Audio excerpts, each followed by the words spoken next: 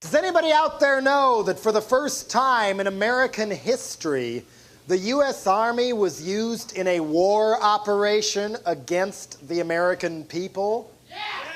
Right near here, up in Humboldt County, about 200 miles north of San Francisco, right near a town called Shelter Cove. Get this, 300 to 400 American GIs dressed and fully armed with the automatic rifles, armed for battle, fanned out on maneuvers through the woods, backed up by a dozen Black Hawk attack helicopters.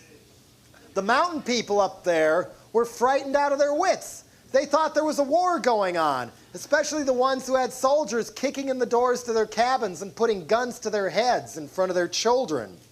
Why? Who was the enemy in this war? Not the communists, not Saddam Hussein, not Earth First or even the Spotted Owl.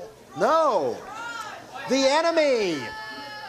They called out the army to put down, secretly so as few people outside of Humboldt would get alarmed as possible. It wasn't even a person or an army or a terrorist group, it was a plant. The marijuana plant.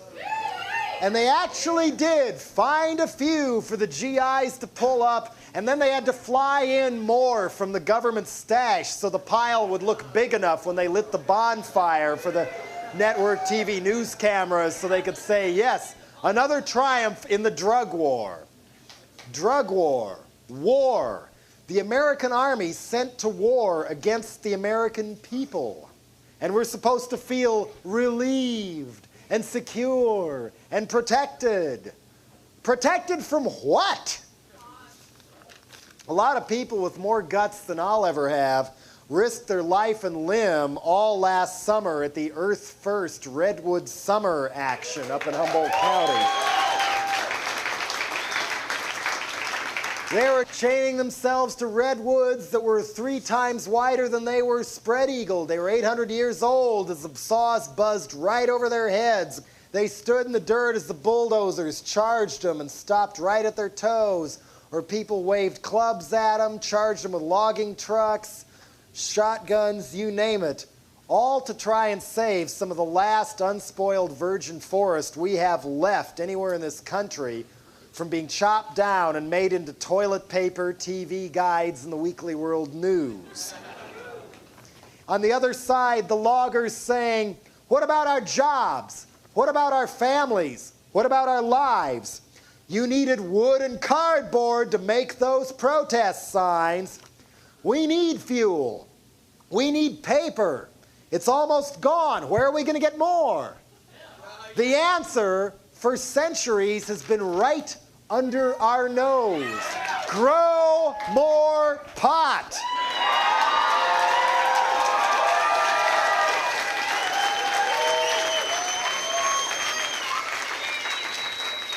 If we're serious about saving the earth, saving the ozone, and our freedom to go about saving the earth and the ozone, and we should start by paying all those dirt-poor coca farmers in South America and out-of-work loggers in Fortuna and Eureka and Midwest family farmers and Rust Belt families too, to all get together and grow more pot.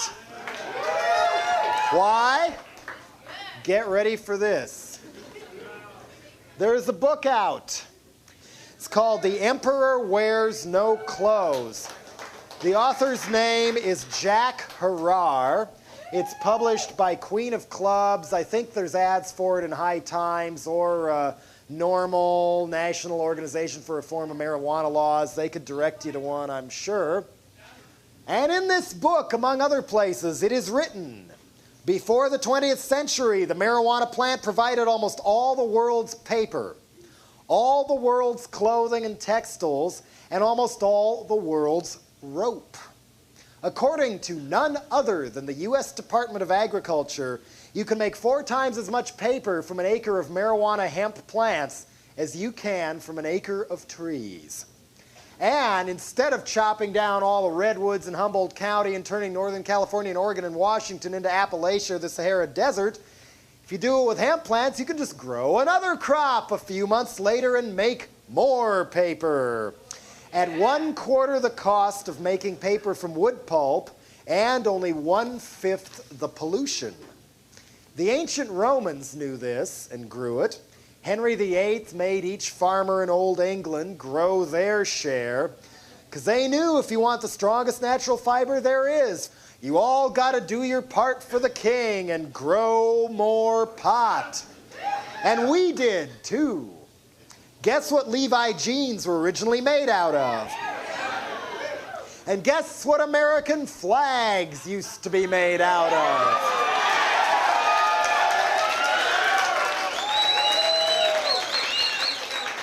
And guess what the early drafts of the Declaration of Independence and the Constitution were written on? And if that's too unchristian for you, guess what they made Gutenberg and King James Bibles out of? Guess what you can use to power a car? You can get at least 4 times as much cellulose to make gasohol or methanol from hemp stems as you can from a corn stalk, which along with solar energy would be a great way to avoid dying for oil in Saudi Arabia. In the 20s and 30s, most American cars and farm machinery had the option of running on gas or on methanol. Most racing cars still do run on methanol.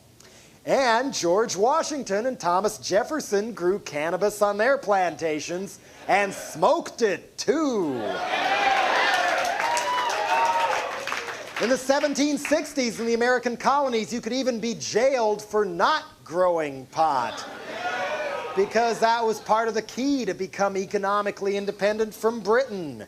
Hemp was legal tender in America, a substitute for money from 1630 clear up until the early 1800s. And hemp seeds are a great source of protein, better than soybeans, and it's cheaper than soybeans too, or so says the U.S. Department of Agriculture. Marijuana is legal for medical use in 34 states. Used to treat glaucoma and pain caused by cancer. You can digest more protein out of a hemp seed than a soybean seed. It's even shown some signs of being able to combat herpes.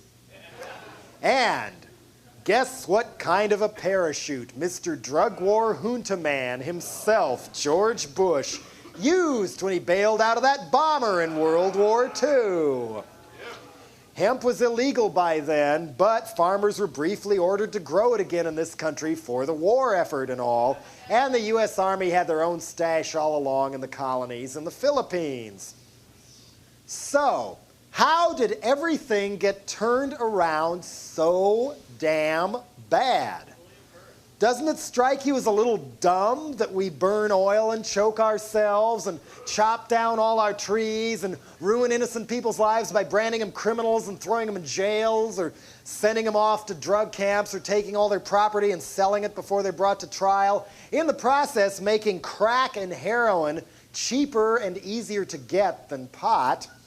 Why do we do this when we don't have to?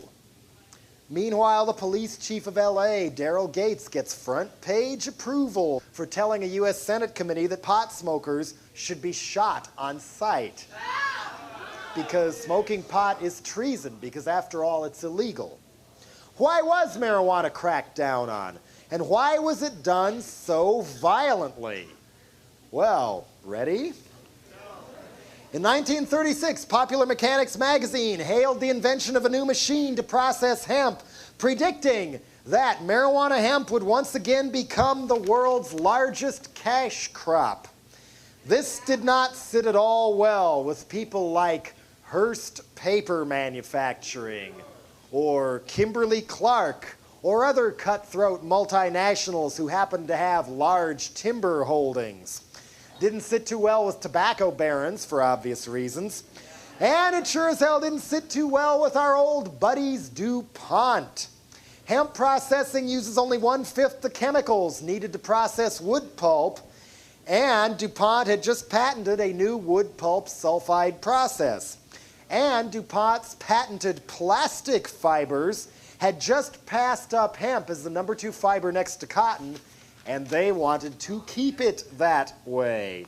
And the last thing the big drug companies wanted was to lose their share of the ever-lucrative disease industry market to more affordable medicine made from marijuana or other natural ingredients because, check this out, you can't own and make money off a patent for medicine in this country unless the medicine has chemicals in it.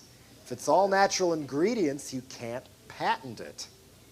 Maybe that's why we don't have access to a cure for cancer or AIDS, or why the health food store I go to keeps getting harassed by federal authorities for selling herbal medicines. Meanwhile, guess who owns Congress? So, marijuana was outlawed in 1937. And they fanned the racism fires, playing the racism card just like they do when they want to crack down on rock and roll or rap or hip-hop or something like that. They said that smoking marijuana might cause you to fall under the influence of listening to jazz. And I believe it was even said on the floor of Congress that marijuana had to be banned because smoking it might make a black man look at a white woman twice. And let's not forget that U.S. Treasury Department funded documentary film called Reefer Madness. So marijuana was outlawed as devil weed in 1937. Only 53 years ago, it was legal. Need I say more on why our beloved fearless leaders go out of their way to censor our access to information so damn much?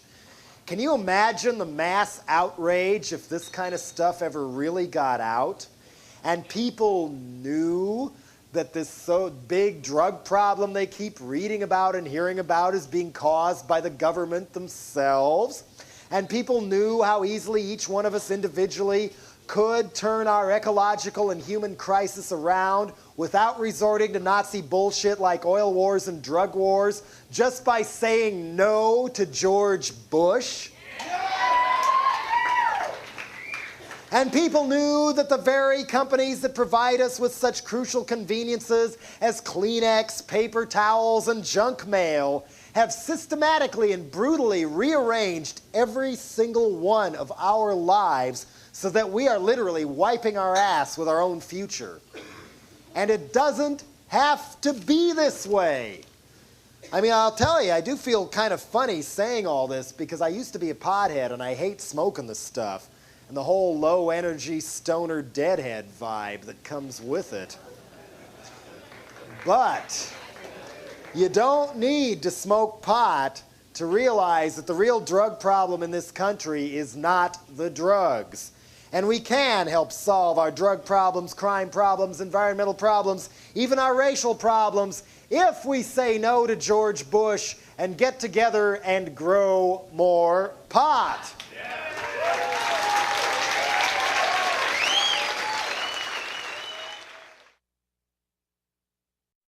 Let her rip! Here we go! Whee!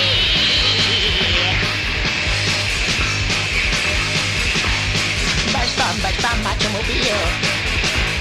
The road's my slave, that's how I feel. Cruise alone, I cruise real far. Shoo, young punk, I love my car. Oh!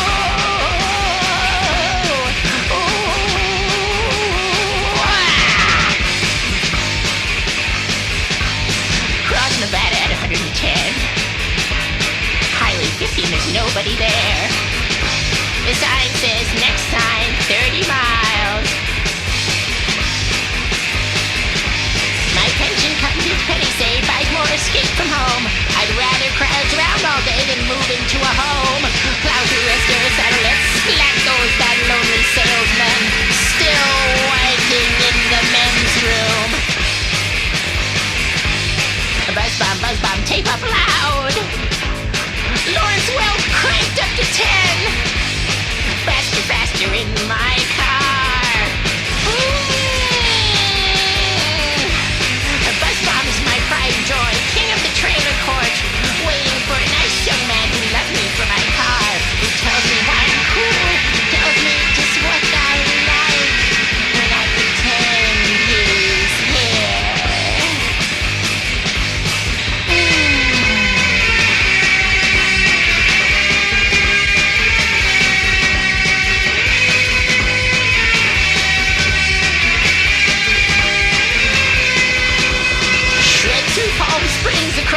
golf course. The cops round here are scratching their heads. Flashing sirens, state patrol. Uh-oh. They're scuffing up the side of my car. They're shooting out my tires. This ain't no way to go to heaven. Buzzbomb cornered at the 7-Eleven. Shit. Damn. Let go of me, motherfucker!